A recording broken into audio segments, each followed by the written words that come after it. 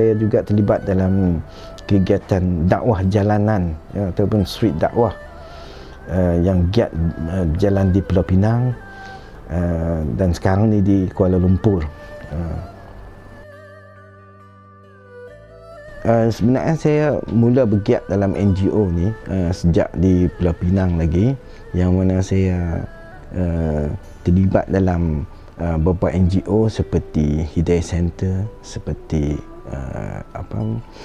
Ikram, seperti ICS, IPSI dan sebagainya. Dan saya pernah menubuhkan sebuah NGO yang diberi nama Persatuan Mai Ikut.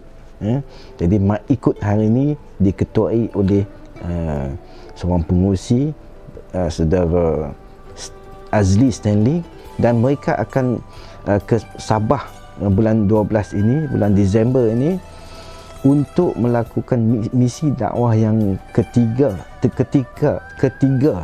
di Sabah, yang mana setiap tahun akan ke pendalaman Sabah untuk melakukan dakwah bilhal di situ. Dan setiap kali hampir belasan orang yang akan memeluk Islam melalui rombongan ni ke Sabah. Sebelum yang saya ingat, Allahyarham ayah angkat saya, sejak muda lagi dia telah terlibat dalam NGO yang nama Jamiatul Da'watul Islamiyah, yang mana ribuan orang bukan Islam telah disyahadahkan oleh NGO tersebut. Saya salah seorang yang memeluk Islam melalui NGO Jamiatul Da'watul Islamiyah itu. Jadi ketika itu saya telah mengikuti gerak kerja Allahyarham ayah angkat saya. Banyak kisah yang dengan ayah angkat saya ni, yang mana ada orang cacat penglihatan dan sebagainya, satu keluarga yang datang memeluk Islam dan sebagainya. Jadi macam sepertilah satu peluang kedua lah dalam hidup saya, dan untuk bakti pada Islam. Malaysian Chinese Muslim Association ni, ataupun MACMA ni, telah ditubuhkan 21 tahun yang dahulu sebagai satu wadah untuk masyarakat Cina yang memeluk Islam. Jadi kita hari ini kita mengambil kedudukan sebagai jambatan antara orang yang belum Islam dengan orang Islam yang salah faham tentang Islam. Jadi MACMA juga sebagai satu badan untuk orang Cina Muslim yang mana berjumlah 80,000 di Malaysia ni, sebagai tempat rujukan, kan, apabila mungkin seorang yang Chinese Muslim yang ingin menziarahi keluarganya yang ada kematian contohnya. Jadi mereka serba salah, sama ada bolehkah saya terlibat, bolehkah saya berpakaian hitam dan sebagainya. Jadi boleh datang ke MACMA sebagai rujukan dan kita boleh kongsi pengalaman dengan diorang. Jadi MACMA banyak melaksanakan, menganjurkan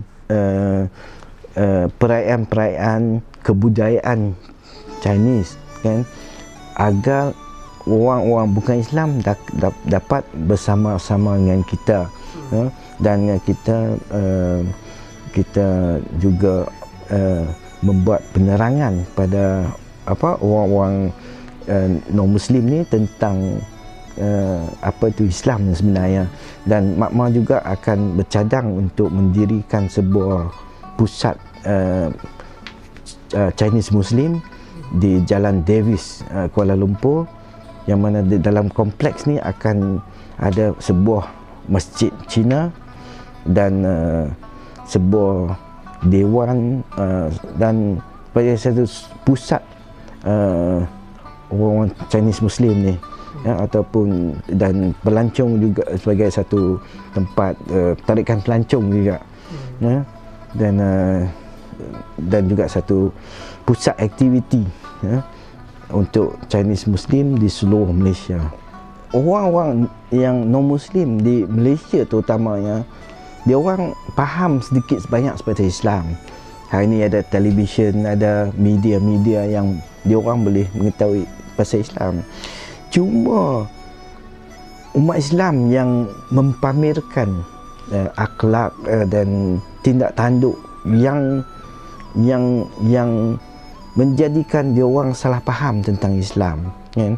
Jadi bagi pihak orang Islam, kita haruslah menunjukkan akhlak Rasulullah sallallahu alaihi wasallam untuk sebagai contoh bagi dia orang. Dan orang non Muslim ni, dia orang perlukan jawapan untuk salah tanggapannya.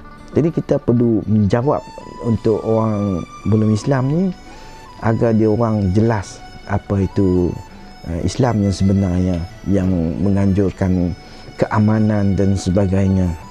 Sebenarnya Makmah ni, walaupun nama dia Persatuan Cina Muslim, kita juga terbuka pada orang yang bangsa lain yang beragama Islam.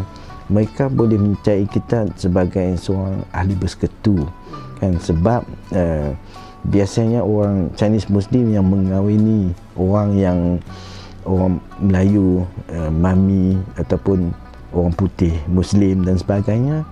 Jadi pasangan dia orang juga ingin menjadi ahli sebahagian daripada keluarga kita. Demi mempertahankan kesucian iman, insan terpilih ini sanggup melakukan apa sahaja. Begitulah betapa besarnya pengorbanan seorang hamba. Semoga dengan ketakwaan dan keimanan insan ini mampu menjadi inspirasi buat kita semua.